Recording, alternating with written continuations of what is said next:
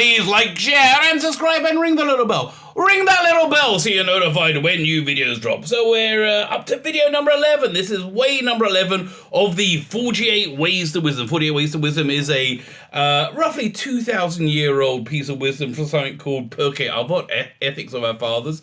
It was potentially a bunch of very, very smart rabbis from about a few thousand years ago said, we're writing a book, and it's all the best things you could possibly think to tell humanity throughout time. Do you want to put something in it, right? So there's one tractate, there's one embodiment in it called was it the Ways to Acquire Wisdom, and he lists off 48 ways to acquire wisdom. These are 48 tools that if you utilize them, you can achieve literally anything in life. You can achieve literally anything in life, and most importantly, you can achieve being a person that you're happy being, which is quite a good thing to achieve. You can also achieve being a person that can cope with most things, and so you're just a stronger, better person. So these are 48 ways. They're all pretty easy. They're all pretty simple. They're all pretty intuitive, and you don't need to be an adherent of any religious system or theological system to access. This is for everyone, baby. This is for everyone. So like, share, subscribe. If you can do that before we get into that, would be fantastic. These are all very good things. Comment's also very good. Like, share, subscribe, comment. If you want to be super nice, go and check out my Indiegogo campaign over here. 2 very, very good graphic novels. If you I'm closing this out in about a week's time, so hurry.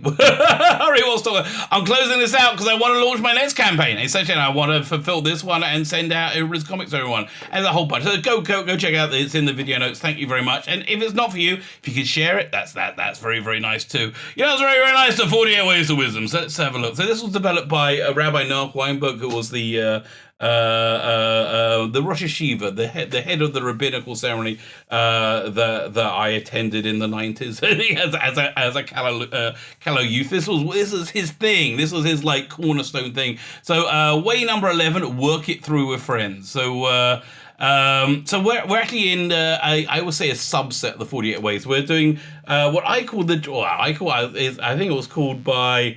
Who told me? Who came up to say? Rabbi Aryeh Leib Niven. Rabbi Aryeh Leib Niven. He calls it the tripod of objectivity.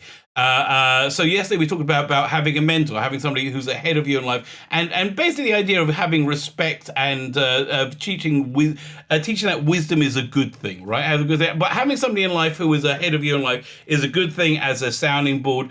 So way number 11 is called Diduk Chaverim. It's basically having conversation with friends.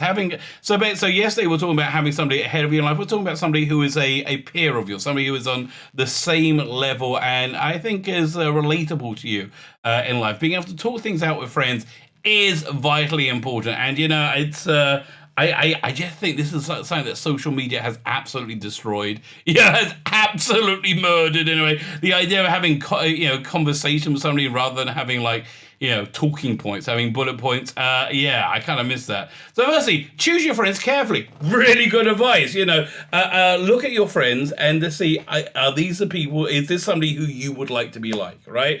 Are these people you like? That's actually the reason my wife became religious. Both me and my wife, we weren't brought up religious. We're now super crazy religious. So one of the things that really influenced her, she looked around at her circle of friends, and they're all older than her. She was younger, she was in her teens, and they're all older than her, and they're kind of like losers. She looked around these people's lives are terrible. And then by a series of weird events, she ended up hanging out with religious families in was it Atlanta, where she was from, and it was the first time she was really access to that kind of lifestyle. And she looked around and said, these people's lives are really good. I mean, they have wonderful lives. I want this for myself. I I see they have children, they have values, they have good marriages, they have people who love them, they have a strong community. This is what I would like my life to be like. And a lot of time we just like float through and we end up friends with people who we have, it happens that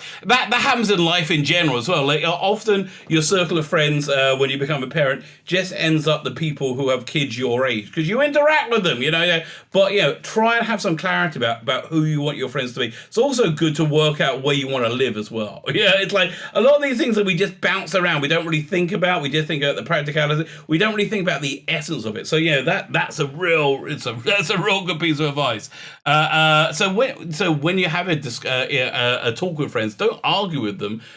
Discuss, because so the idea here is that we become entrenched in our own point of view, or we become entrenched in our own point of view, and we're not really discussing things. We're shouting our outlook at each other, and it's not very helpful, right? It's not very helpful. It doesn't really do anything for anything other than it gives you some confirmation bias, which again isn't something really, really helpful. So resolutions that one should have when talking with friends or talking to people with a different outlook than them is firstly you got to say, I'm willing to hear the other side. Something completely lacking in 2021, right? I'm willing to hear the other side. Sadly, whenever I hear the other side, I again, we're very, very culturally divided. There's a big cultural divide going on in our world.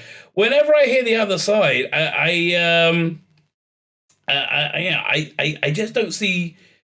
I don't see them wanting to hear my side, right? Which doesn't make me not want to hear their side, but it makes it. It seems like they don't want to hear the other side. Right? They just want to hear their side because I think their side, they know is nonsense, right? Honestly, most people know. Most people know that generally speaking, if you have a penis, you're normally a boy, right? You're normally a boy. If you have a vagina, you're normally a girl.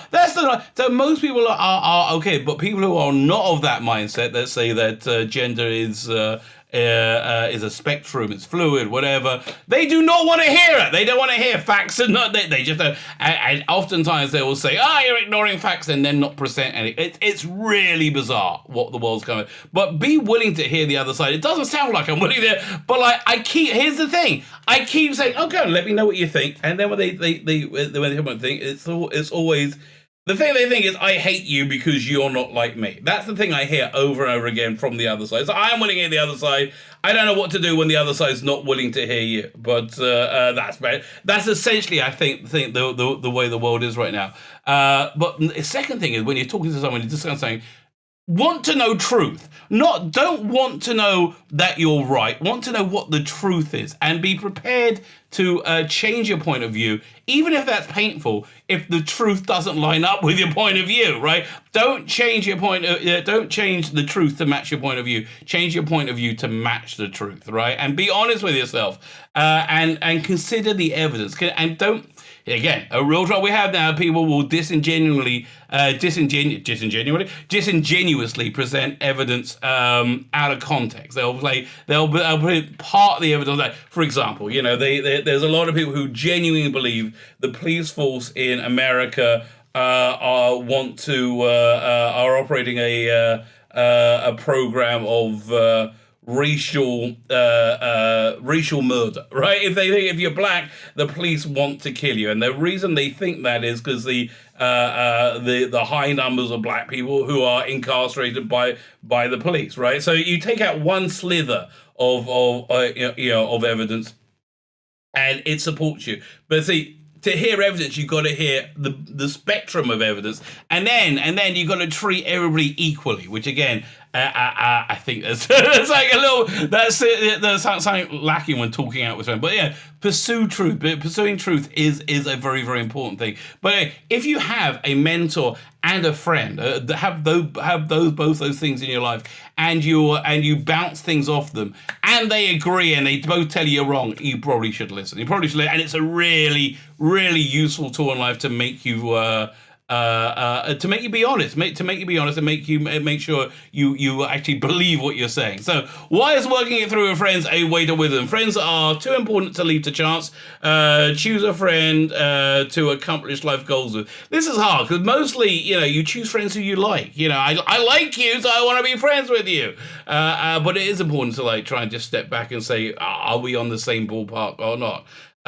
Discuss ideas with others who can be more objective than we can about ourselves. When we're very, very rarely objective about ourselves. Virtually impossible. Virtually non-existent. But we're very, very rarely objective about ourselves. Close friends stimulate and expand ideas. That is true. To achieve greatness, you need others to help you get there. You need teamwork. That is true. That's true. No man is an island. You need to work in a community to be able to further yourself and the community that you've chosen. You're affected by your friends and the environment. If you want wisdom, if they want wisdom, you'll want wisdom. That's true. If they want to lay around and get high, that's probably what you're going to want to do too. Well, you know what? I would say that even if all my friends wanted wisdom, I would still want to lay around. God, that just sounds good to me. What do I understand? The primary goal in life is to correct your mistakes. The primary goal in life is to correct mistakes. Don't be afraid to find out you made a mistake. Yeah, great line. Perhaps my favorite Batman movie is Batman Begins. It's got a beginning, middle, and end. I really like that movie. But there's this great line which Batman, Bruce Wayne's father,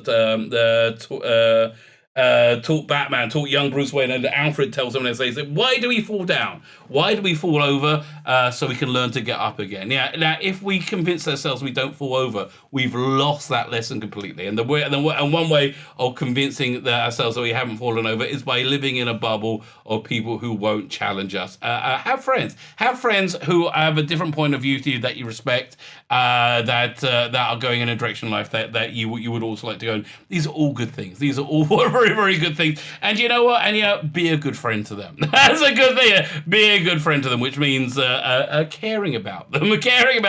I think that's the essence of being a good friend. My name is Sheila Beck, and you're a rabbi from another planet. Please like, share, and subscribe, and ring the little bell. Ring the little bell so you're notified when new videos drop.